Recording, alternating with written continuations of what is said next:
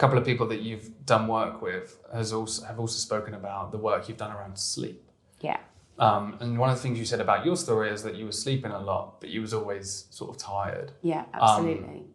Can you kind of elaborate on that a little bit and how sort of sleep impacts how we feel at work as well? Yeah, absolutely. Sleep is key. Stress and sleep are the two things that people should look at before they worry about food or exercise or anything else. Because if you are tired, you will not eat properly because you're going to be craving those sugary foods, and you're also going to be less likely to exercise. So when it comes to sleep, it is the body's life support system. Ultimately, Mother Nature should have made it extinct, because when you're asleep, you are not protecting your young, hunting for food or reproducing. So it goes against everything that Mother Nature does for us.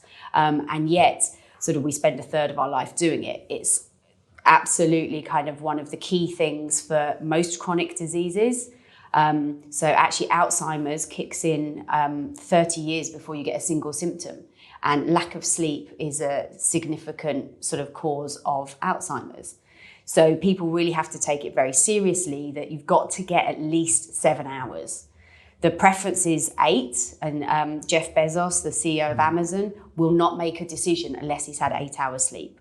People are now really realizing how important it is, not only for your physical well-being, because when you are asleep, your body repairs itself from the day, but for your mental well-being.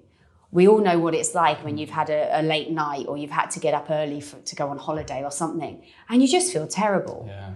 Or parents with young children, sort of, it's obviously very difficult for them because they're just trying to grab sleep where they can. But sleep is so key to all of our well-being, and it's something that people should make a priority. And if people are saying, I haven't got time, that's often saying it's not a priority. Yeah.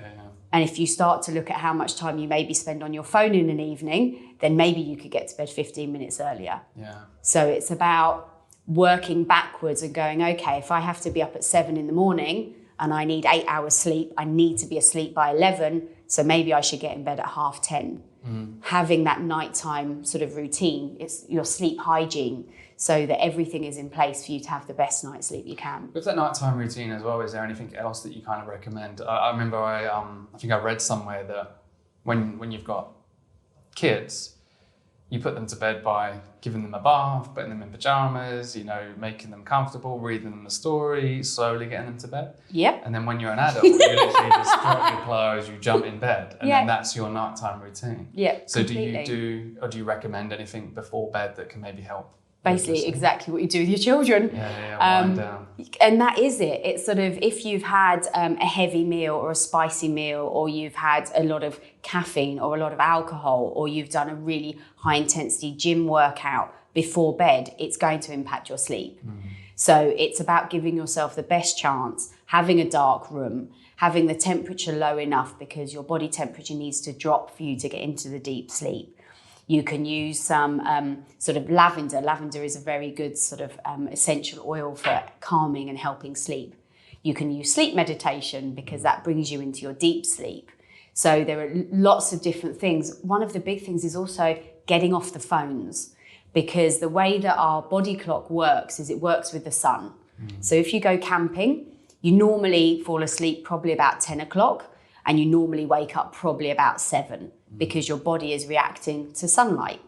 Whereas by us putting the phones in front of our faces or having bright lights on at home, we're confusing our sleep hormones. So melatonin, which is our sleep hormone, is ready to do its job, but then we confuse it and we put a bright light in our face and it says, oh, maybe it's not time for sleep.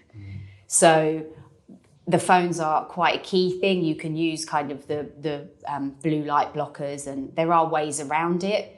Personally, I think sort of, why don't you read a book? Why don't you have a little cuddle with your partner? Why don't you sort of get yourself in the right mindset for a good night's sleep? Because also it's not just the amount of sleep, it's the quality of sleep. Because some people might have 8 hours, and as I was, and wake up still exhausted.